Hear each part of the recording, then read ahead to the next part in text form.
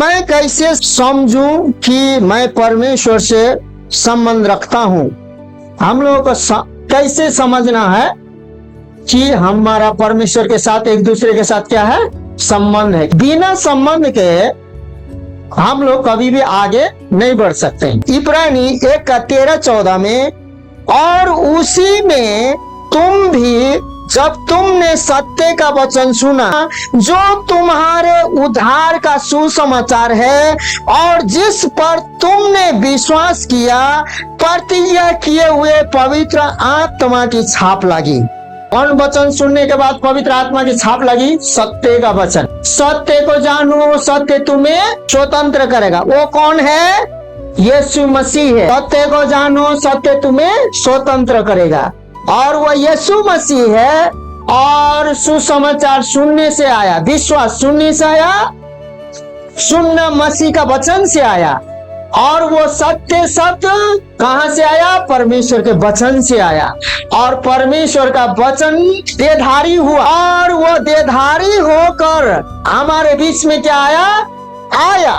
और जो हमारे बीच में आया, जितनों ने ग्रहण नहीं किया वो लोग क्या हो गए? दोषी ठहर गए। लेकिन उसे जितनों ने ग्रहण किया, उसने परमेश्वर का संतान होने का अधिकार दिया। और वही सत्य वचन है, वही जो सत्य बाइबल का वचन है, वही आपको चंगाई, छुटकारा, समृद्धि, लंबा आयु और आपके पहाड़ों को क्या कर देता है? हटा देता है। तो इसीलिए सुनिए, हमें क्या करना है? वह उसके मोल लिए हो के छुटकारे के लिए हमारी मीरास का बयाना है कि उसकी महिमा की स्तुति हो। हमें बयाना में दिया, जैसे कि सुन चुके हैं। एक को मिला था उदाहरण के लिए 10,000 मोहरे, वो भी क्या चीज के मोहरे? सोना का मोहरे। लेकिन वो दास को चुकाना था और मालिक के पास गया, स्वामी के पास गया, ए मेरा कर्जा चुकाओ, नहीं तो तुम्हारे बाल बच्चों, तुम्हारे घर परिवार सारे मैं क्या करने वाला हूँ? जब्त करने वाला हूँ। दास ने कहा, मुझ पर तरस खा, मुझ पर दया कर, हे मेरे मालिक मुझ पर दया कर, मुझ पर दया कर। उसने दया किया, उसने तरस आया। ठीक है तो जा, मैं तुझे 10,000 मोहरे क्या कर देता हूँ? क्षमा कर देता हूँ। तुझे मैं सत्य को तूने जान लिया, मैं दयालु हूँ। तूने सत्य को जान लिया, मैं अनुग्रहकारी हूँ। तूने सत्य को जान लिया, मैं जीवन देने वाला हूँ। तूने सत्य को जान लिया, मेरा मार्ग सत्य जीवन यीशु मसीह है। तूने सत्य को जान लिया, मुझे ग्रहण किया, मैं तेरा पिता बन गया हूँ। आज से तेरा रेख और देखभाल कौन करने वाला है? मैं करने वाला हूँ। पवित्र आत्मा क्या कहेगा? मैं करने वाला हूँ, क्योंकि तुझे मैंने ऐसा ही नहीं मोल दे के खरीदा। लेकिन सुनिए, वो स्वतंत्र हुआ, वो क्षमा कर दिया गया। 10,000 मोहरे, वो भी क्या चीज के मोहरे थे? सोना के। 10,000 मोहरे सोना के। लेकिन उसका 100 दिनार एक कर्जदार था, एक और दास था क्या? और वो कर्जदार दास मार्ग में से जा रहा था। वो 10,000 सोना के मोहरे क्षमा होकर क्या हुए थे? रास्ते में आ रहा था। जैसे रास्ता में आया, उसने देखा, ए सुनो मेरे दास, इधर क्या हुआ? मेरा 100 दिनार। लेकिन वो करोड़ों का कर्जदार था। सोना की कीमत था उस समय भी, वो भी सोना का मोहरे थे। लेकिन उस दास को उसने क्या किया? गला पकड़ा। उसके बाद गला पकड़ते ही गला घोटने का कोशिश किया, उसने पीटा। और उसने भी वही बात कहा जो पहले ने कहा था, हे मेरे स्वामी, तेरा 100 दिनार, मैं भी चांदी का 100 दिनार जल्दी से जल्दी वापस कर दूंगा। मुझे ऐसा सुलूक नहीं कर, मैं सब भर दूंगा, मुझे कुछ समय दे दे। लेकिन उसने समय नहीं दिया। और बाइबल कहता है कि उसको पकड़ लिया, उसके घर परिवार को कैद किया। उसने बेहरामी के तरह बोला कि जब तक कर्जा नहीं चुकेगा तू लोग मेरे दास दासी हो गए। उसके बाद बड़े 10,000 मोहरे वाले मालिक ने सुना ऐसा सुलूक किया गया है, उसको भी बुलाया।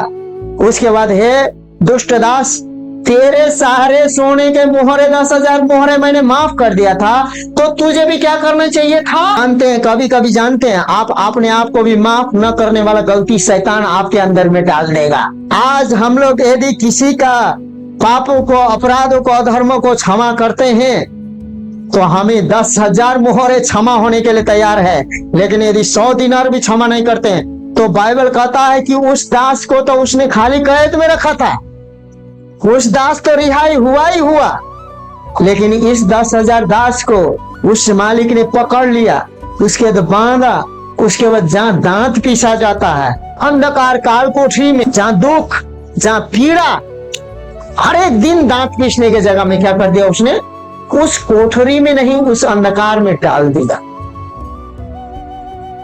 ये जानते हैं यीशु मसीह ने कहा, ये जानते हैं किसको कहा है, आज हमारे कलीसिया को कह रहा है। मार्ग सत्य जीवन प्रभु है, जितनों ने उसे ग्रहण किया उन लोग संतान हो गए और अधिकारी हो गए। जब तक प्रभु को ग्रहण नहीं करोगे, इस मुसीबत, इसी गरीबी से, इस कर्जों से, इस प्रकार के ऊपर कभी भी जा नहीं पाओगे, क्योंकि विपत्ति आता ही रहेगा। परमेश्वर ने आप मूल्य चुका कर खरीदा, तो आप खरीदे गए हैं और आपको गोद में रखा गया नहीं, कीमत चुका के राज्य दिया गया है। परमेश्वर आपके पुराने विपत्ति को हटा चुका है। पवित्र आत्मा हमारी किस प्रकार सहायता करता है, तो ये सारे काम करने के लिए ज्ञान और प्रकाश देने के द्वारा परमेश्वर को जानने में हमारी मदद करता है। ज्ञान और प्रकाश की आत्मा हमारे जीवन में होना चाहिए। ज्ञान और प्रकाश की आत्मा नहीं होगा तो मूड में चलेगा और कलीसिया को भी क्या कराएगा, मूड में चलाने का कोशिश करेगा।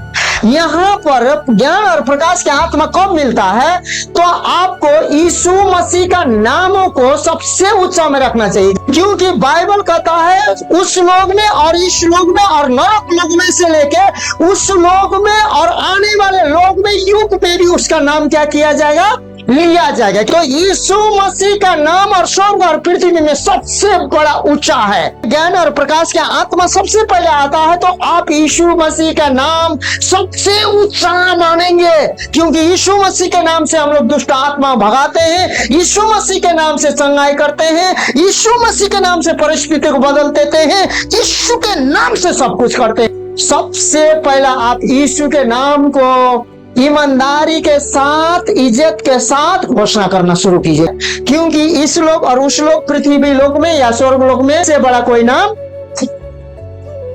तो पवित्र आत्मा के द्वारा गर्भवती होगी सर्वशक्तिमान परम प्रधान परमेश्वर की ओर से, और एक पुत्र जनेगी, उसका नाम यीशु रखना। वो सभी का क्या करेगा, उद्धार करेगा। उसका नाम क्या होगा, यीशु होगा, इमानुएल होगा, जो भी होगा उद्धार करता, छुड़ाने वाला होगा। अब यीशु नाम लेते ही आप कहाँ जाते हैं, आपके लिए द्वार खुल जाता है।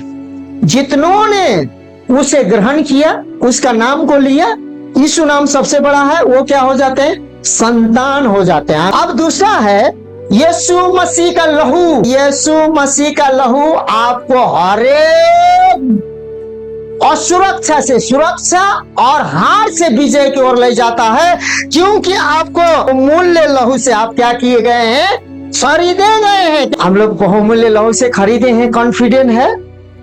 तो वो लहू जहां जहां लगाया था, क्या मृत्यु का आत्मा घुसा। आमीन, हालेलुया। उसके बाद तीसरा है परमेश्वर का वचन का दो धारे तलवार, जो ले लो प्राण और आत्मा और भाव को काट कर अलग अलग करके भावना को जांचता है। परमेश्वर का वचन जब लेते हैं, बोलते हैं आप संतान हुए थे यीशु के नाम से, दूसरे में आपको मोल चुकाया गया है, आपको कंफर्म हो जाता है कि ये आपका है और ये मेरा है। इसको प्रार्थना करने या न करने से नहीं मतलब है। हम ले सकते हैं, ऐसे भी ले सकते हैं, प्रार्थना करना चाहिए, ऐसे भी ले सकते हैं, आपको कॉन्फिडेंट हो जाएगा।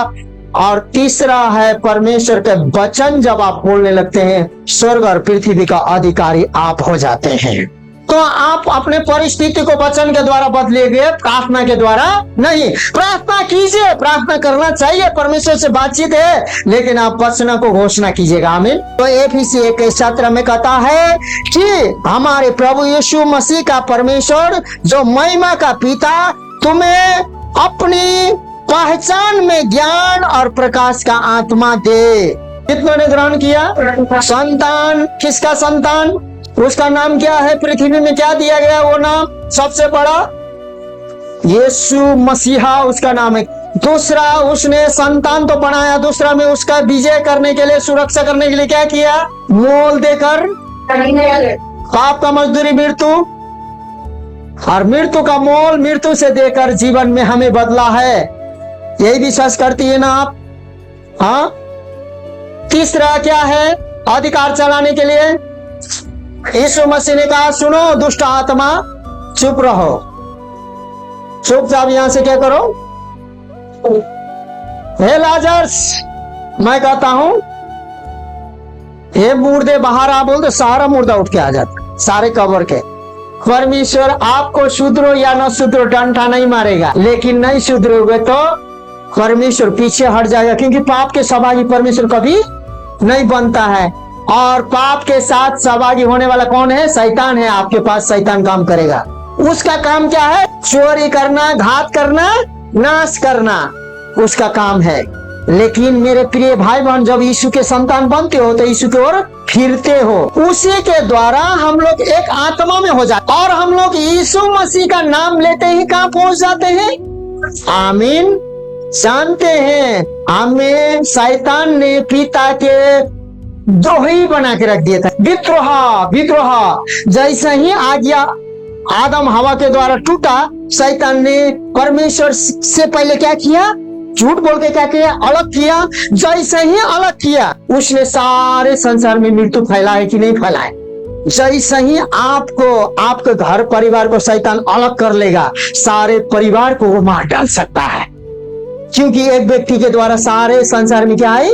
मृत्यु ने क्या किया? राज्य किया। लेकिन सुनिए, उसी समय सबसे बड़ा नाम आया, उद्धारकर्ता पैदा लिया। उसका नाम क्या था? यीशु मसीह था, जो पवित्र आत्मा से कुंवारी गर्भवती हुई और उसने एक्सेप्ट किया पवित्र आत्मा के द्वारा गर्भवती होगी और एक पुत्र जानेगी। उसका नाम है सभी का उद्धार करने वाला, उद्धार करता। हालेलुया।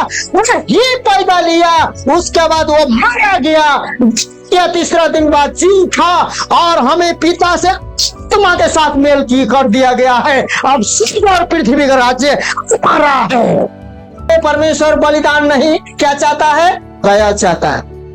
17-18 में बोलता है, उसी के आत्मा के द्वारा यीशु ने हमें क्या कर दिया? पाप से अलग हुए थे, द्रोही हुए थे, विद्रोह हुए थे, ले जाके पिता से क्या कर दिया? मिला दिया।